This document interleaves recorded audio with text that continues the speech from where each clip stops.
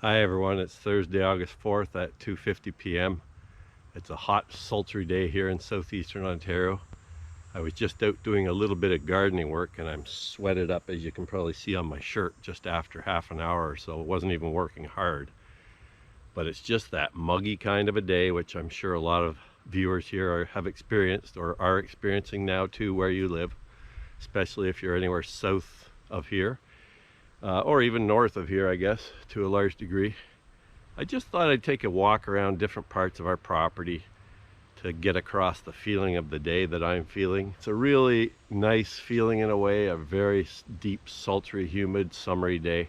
And maybe you'll like to watch this in the dead of winter when you need a break from the snow and the ice. So here we are, a little trip around the property on a summer day. On many of these summer days now, I almost get a feeling of dread as I head back towards the back part of our property here, because this is where the deer flies and mosquitoes are really bad. They've been bad for a month or more, and they're still bad. Now they will be diminishing in a week or two, but every time I come back here now, I still get bitten up pretty good, and the dogs get attacked very badly. So I've often been avoiding this zone just to stay away from the bugs.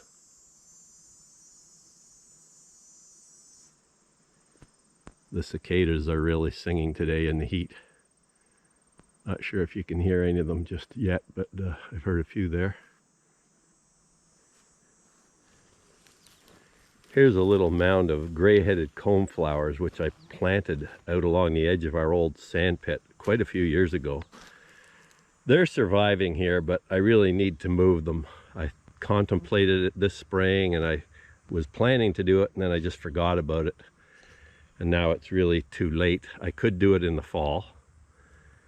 They've done okay here. You can see they look pretty healthy. They're a native plant, but not really native to this exact location. They're a little more southern in their distribution. Very pretty, 4 feet tall, nice hanging petals with the big brown cone, gray-headed coneflower. Some of you may remember seeing my video about a year ago. I think it was called Mothman Returns or something like that. And I was just showing myself looking at moths around our house. Anyhow, I've been doing that again this summer, and I find it just extremely interesting. Just by leaving a few of our external lights on at night, I go out when it gets dark, and then I make a few other trips till 11 or 11:30 some nights. Sometimes not that late. I really should be trying some even later ones, but I'm also up early in the morning to check them as well, so you don't get a whole lot of sleep if you're going out at night and in the early morning. So, but anyhow, I just wanted to say that's been really interesting, and it's just amazing the diversity of moths around. I had no idea really. I knew there was a lot of them, but I don't know. I haven't added up all the ones I've seen, but at least several hundred species I would say that I've seen and documented and photographed. As you can see here, there's quite a few types and sizes and colors and shapes, and it's really quite amazing. And they all feed. I don't know how people have discovered this over the years for a lot of these species, but they all feed as caterpillars on different types of plants. Very specific in some cases, other ones more broadly feeding on a variety of things, but really quite amazing to think about how we have discovered over the years which caterpillars turn into which moths. In a lot of cases, that would require quite a bit of detailed information and research to figure out. You'd basically have to find a caterpillar and bring it in for study and give it the food plants that it was feeding on when you found it, rear it into a pupal case or a cocoon, and then watch it hatch whenever that is, and then determine, I guess, what it is that it's turned into. Now there'd be other cases where it might be more obvious, where you could see the cocoons or the pupal cases out in nature and then just happen to discover what come out of them later. But otherwise, quite a long process to link the caterpillar to the moths. We have a lot of this leguminous plant growing on the top of our old sand pit. This is Desmodium Canadense, and it's a pea family or a legume family plant. Has these nice little purpley heads on it. Unfortunately, these purpley heads turn into these nasty seed cases here that you can see, and these get on your pants and on your dog fur and get there. As you can see, they're sticking to my hands. So as you can imagine, with dogs, they get onto your pants, and it's an ingenious way for them to transfer themselves all around and spread themselves about by clinging onto your pants or animal fur and going on to different areas like that. But for a while, for a few months every year, we're dealing with lots of those, so we tend to keep our trails cut clear of that for the most part. Well, the deer flies are doing a real number on me here at the back of the pit. This is one of the worst spots for them here, where it's more field-like. I'm just heading into the woods now. So the deer flies will diminish, but the mosquitoes will increase. And the mosquitoes are still pretty thick, especially on humid days like this. Here's a new tree across the trail I'm gonna have to cut out of here.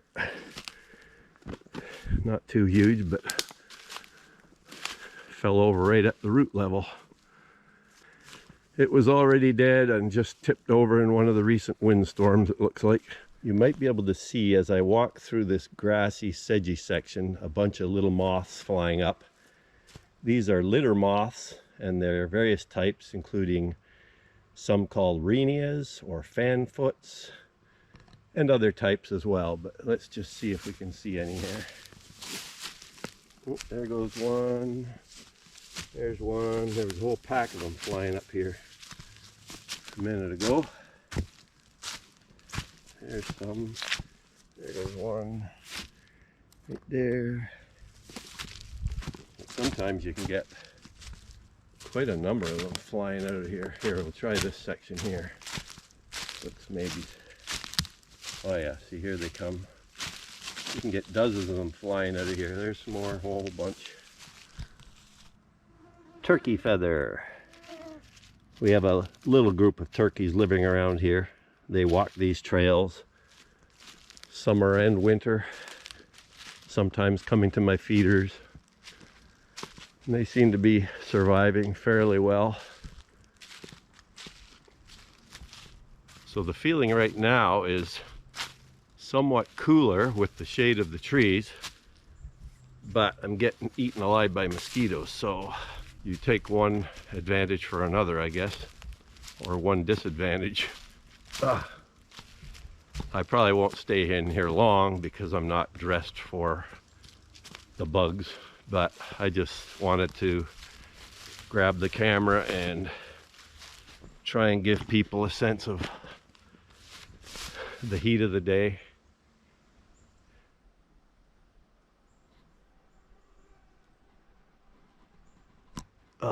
Mosquitoes are everywhere still.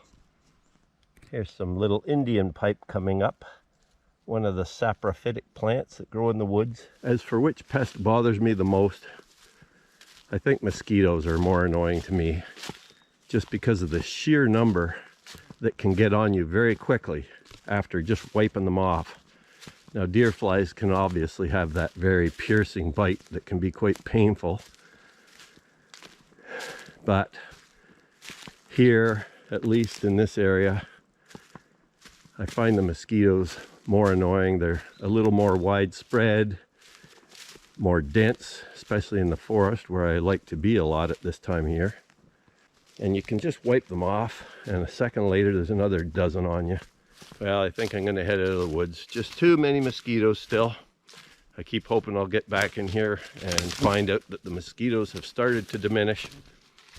And I think they are ever so slightly, but there's still lots of them here.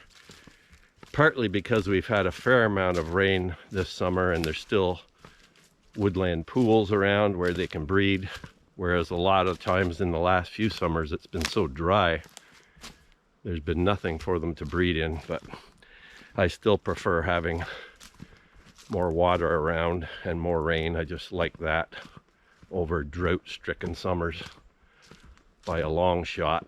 I have a sneaky feeling that maybe all of us are going to be experiencing a lot more drought conditions in the future, and I know floods are not fun either, as people down in Kentucky are dealing with right now, but that's usually that's a fairly restricted and isolated, fairly rare occurrence to have floods of that nature, whereas droughts can become very widespread and long lasting. So, and personally, I just hate the feeling of days on end without rain and seeing the land dry up and the dust kick up everywhere you go, and the piercing sun that never stops.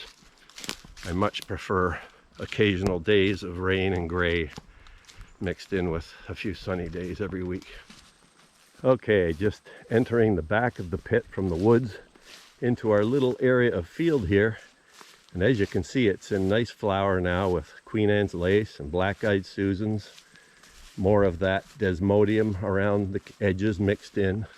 So this is a really good place for butterflies and insects. I like to come back here and do a lot of my documentation right through this area. The only problem is it's full of deer flies and mosquitoes right now. You just get eaten alive, and they are eating me alive right now. When the mosquitoes and deer flies aren't here though, this is a idyllic area almost to come and walk through, and especially in May when all the birds returning are singing and lots of action. Today there's very little bird singing. I've heard a few things, wood pewee, which seem to keep singing all summer long, even in heat like this, but very few other birds are doing a lot of calling in this heat. So it's really interesting how the lowlands of the pit have regenerated. Here, for example, you can see an extensive collection of upland white aster, or Aster tarmacoides, which is a native aster that often grows in sandy areas or fenny type areas. You can see we have a good collection of it here, and really it expands over all of the bottomlands of the pit. In addition, we have a variety of sedges and other members of the Cyperaceae. We have juncus and other Cyperus species. We have lance-leaved goldenrod here. We've got swamp milkweed. Just a nice collection of native wetland or damp land species. And you have to wonder how they get in here, because as I mentioned, when we came here, all this land here was just pure sand. And how did all these early successional species get here? Was there already a seed source here for them, or did they blow in afterwards? I suspect the answer is probably a combination of both. Here's our, what we call the new pond. We actually had this excavated out a few years after we came here. It was a depression that would occasionally collect water, and because of that, we just figured if we just had it deepened a bit, it might retain water for much of the summer, and it does, except in the real drought years. But basically what happened here is we just had a guy come in with a small bulldozer, and he just ran around and around in circles, pushing the sand outward as he went. So there's, as you can see, there's a rim of sand or a mound of sand around it, and then the bottom is dished out. Unfortunately, with sand, it eventually starts filling in again. But a lot of species use this to get shorebirds coming into here at various times. Solitary sandpipers, spotted sandpipers, least sandpipers. I've seen not a huge variety. Lesser yellowlegs, greater yellowlegs. So there we are, a little tour around the property on a hot summer afternoon. Hope you enjoyed that. Hope you got the feeling of the hot, sultry summer day that's mainly what I was trying to get across, as well as show a few little items of interest around the property here. Now I get to go back into the house and scratch all my mosquito and deer fly bites for the next half hour. That's the negative aspect of wandering around out here. Right now, unless you're fully clothed, and I'm not, I've just got a t-shirt and shorts on, which is a stupid thing to do anyhow, but it's just so hot. I hate the feeling of having long pants sticking to you. And I know I'm not spending a ton of time out here, so I'm not gonna get eaten alive, but you certainly wouldn't dress like this if you were spending more than an hour out here, or you would be eaten alive. I honestly don't know how a lot of the animals stand it, but I guess they don't have a lot of choice. Anyhow, signing off.